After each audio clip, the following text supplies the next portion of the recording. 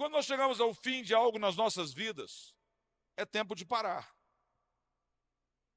É tempo de parar. É tempo de parar e é tempo de fazer análise, fazer crítica. A quem eu feri nesse período? O que eu deixei de fazer que eu poderia ter feito? O que eu fiz de errado? Aonde eu poderia melhorar? Aonde eu poderia acertar? Tempo de parar. O que é que eu fiz mal? Aonde eu quero chegar? Quando eu chego no fim de um ciclo, em qualquer área da vida, alguns, agora no meio do ano, chegaram ao fim de um ciclo acadêmico, terminaram a faculdade. Outros estão agora no último período da faculdade, indo para o último semestre. É tempo de fazer análise. Como é que eu vou projetar o meu futuro? Sempre que chegamos ao final de um tempo, às vésperas de um novo tempo, é hora de fazer análise. Eu me lembro quando a minha filha nasceu. Eu entrei numa crise de preocupação. E agora? Quando eu fui casar, a mesma coisa, uma crise, preocupação. E agora? A verdade é que mudanças devem gerar crises. E as crises são saudáveis quando nós fazemos da maneira certa. Tiramos a letra S da crise e entregamos para o céu, o Senhor da crise. E o que sobra aqui embaixo, crie. É tempo de criar novas oportunidades. É tempo de olhar e criar novos modos, novos viés. É tempo de fazer um balanço. De vez em quando é bom parar na vida e fazer balanço. Não deixe para fazer o balanço quando a vida acabar. Tem gente que faz balanço quando já não tem mais tempo para fazer nada. Eu paro para fazer o balanço. Eu me lembro que minha mãe, 2 meses antes de morrer, ligou pedindo perdão. Eu não sei se ela fez isso com meus irmãos, mas ligou para mim, falou com a Josi, eu quero pedir perdão. Quando ela desligou o telefone, eu falei, Josi, minha mãe vai morrer. Eu senti que ela ia morrer. Por quê? Ela estava pedindo perdão. A sensação que eu tive estava certa, porque 2 meses depois minha mãe veio a óbito. Ela estava fazendo um balanço da vida dela. Eu creio que ela estava dizendo, eu preciso deixar uma marca positiva.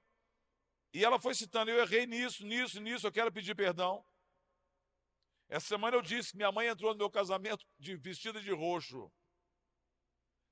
Ela literalmente protestou no meu casamento como se estivesse indo para um velório.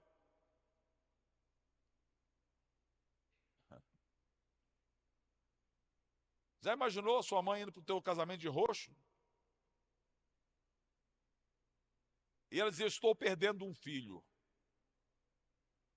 Porque mamãe queria o filhinho debaixo da barra da saia. Eu vi essa semana que as mães italianas são as mais apegadas do mundo. E é comum na Itália os filhos ficarem em casa até 40 anos de idade. Deus me livre, irmãos. Deus me livre. Mas ficam em casa, vão ficando aqueles bezerros que não desmamam nunca. Minha mãe disse, eu trabalhei. Quando eu aposentei, agora vocês resolvem casar? Agora, já.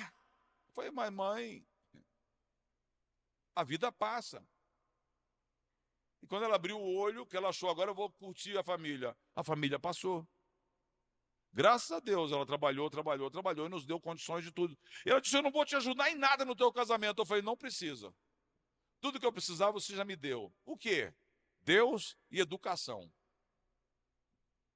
Me deu Deus, me deu educação. Hora de fazer balanço.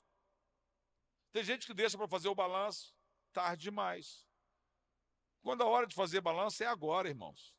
Quando nós chegamos à igreja aos domingos, é muito bom parar e fazer um balanço, pelo menos da semana. É um balanço semanal.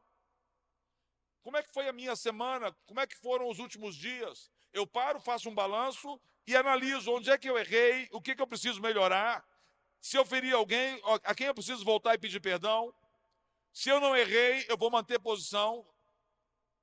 Seja firme. Aprenda uma coisa, só perde quem tem medo de perder. Não tenha medo de perder. Tenha medo de não ousar. Tenha medo de não avançar. Porque o que teve medo de perder enterrou o seu talento, porque tinha medo de perder, ouviu a repreensão do Senhor dizendo, servo mau. Se você tinha tanto medo de perder, por que você guardou? Então, pelo menos, investisse para não desvalorizar o pouco que você tinha guardado. Você não ousou. E o que você tem na sua mão agora é tirado de ti. E o Senhor entrega para alguém que tem mais coragem. Esses dias uma pessoa me disse, pastor, não dá, não dá, não dá. E eu falando um negócio, a pessoa me dizendo, não dá, não dá, não dá. Uma hora eu falei, para. Se tem uma coisa que me deixa irado, é quem me diz não dá sem ter tentado. Como é que você me diz não dá se você não sabe? Você acha, você acredita que não dá. Ou talvez até você saiba, mas eu ainda não me convenci de que não dá. E eu vou tentar. E eu fui tentar. Fui tentar, e aí eu voltei dizendo, não deu. E falei para a pessoa, agora sim. Eu prefiro dizer não deu. Não deu. Do que não tentar. Não ousar. Deus não nos deu espírito de covardia. Amém, irmãos? Deus não nos deu espírito de timidez. Amém, irmãos? Deus não nos deu espírito de medo. Amém, irmãos? Deus nos deu intrepidez e ousadia. Deus é Deus de coragem. É o Deus que diz, meu filho, vá, porque eu te darei a conquista dessa terra, de toda a terra, onde você colocar a planta dos teus pés. No país do meu pai, para quem está visitando a igreja, eu sou filho de africano, eu sou brasileiro e sou africano, sou cabo-verdiano. Há muitos anos atrás, quando os primeiros evangélicos chegaram na ilha do meu pai, começaram a perceber que onde os evangélicos pisavam, o povo vinha atrás varrendo o chão. E um dia, uma pessoa parou, um dos crentes parou e perguntou, um americano, por que vocês, toda vez que a gente sai, vocês varrem e vão varrendo e jogando o que vocês varrem para fora da casa? Uma pessoa de coragem falou assim, porque dizem que vocês falam que onde vocês colocam a planta do pé de vocês, Deus dá para vocês. Deus me livre, Deus dá a minha casa para você. Então eles tinham medo de perder as propriedades e iam varrendo. Porque aqui não. Que o pó não fique, porque senão eu vou perder a minha propriedade.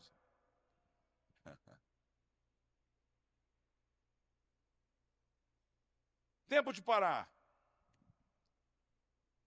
Por que nós devemos parar hoje, irmãos? Porque ainda há tempo. Nesses anos que eu estou aqui, eu me lembro, já citei isso, um jovem que passou por essa igreja chamado Charles. Aquele jovem marcou, e essa semana alguém me falou, e eu falei, olha, eu estou me lembrando do Charles hoje. Amanhã pode nunca chegar. E eu me lembro que eu disse isso para esse jovem chamado Charles, mais ou menos no ano de 1990. 89 e 90. Ele tinha 27 anos, 28. Ele disse, pastor, e ele gostava de fumar uma maconha, cheirar um pozinho de cocaína. E ele fazia isso, mas vinha à igreja, gostava de vir à igreja, mas dava as voltas dele. E ele falou, e eu falei, Charles, você precisa parar e precisa arrumar a sua vida com Deus. Charles, você precisa fazer uma aliança com Deus. Charles, as coisas de Deus é assim, o sim é assim, o não é não. Você não pode servir a Deus e servir ao maligno. Ele falou, pastor, mas eu sou muito jovem. Pastor, não dá para ser crente, é muito pesado esse negócio de ser crente. Eu gosto de curtir as menininhas, eu gosto de ir para uma balada. Pastor, eu prometo para o senhor que quando eu for mais velho, eu vou ser crente na sua igreja. E eu falei, ô Charles, o amanhã pode não chegar. Poucos dias depois, chegou a notícia, Charles sofreu uma overdose. Os amigos pararam, jogaram o corpo dele ali na frente do Agarran, na época era pronto-socorro, não sei se ainda tem pronto-socorro ali, mas tinha antigamente. Jogaram ali no estacionamento da frente do pronto-socorro, ele em convulsão. E se mandaram, com medo. E o Charles veio a óbito. Eu me lembro a angústia do pai do Charles, que era um coronel do exército aposentado, chamado Coronel Messias. A tristeza daquele pai. Porque perdeu um filho para as drogas. Perdeu um filho para o inferno. Perdeu um filho que na hora em que foi chamado para um balanço, não quis fazer o balanço. Hoje é o dia de parar. Hoje é o dia de fazer o balanço na sua vida. Porque hoje é a única coisa que existe de verdade. O amanhã não existe. E o passado também não. O amanhã é referência. Perdão, o amanhã é expectativa. E o passado é referência.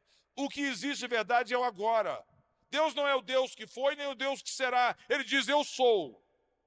Agora.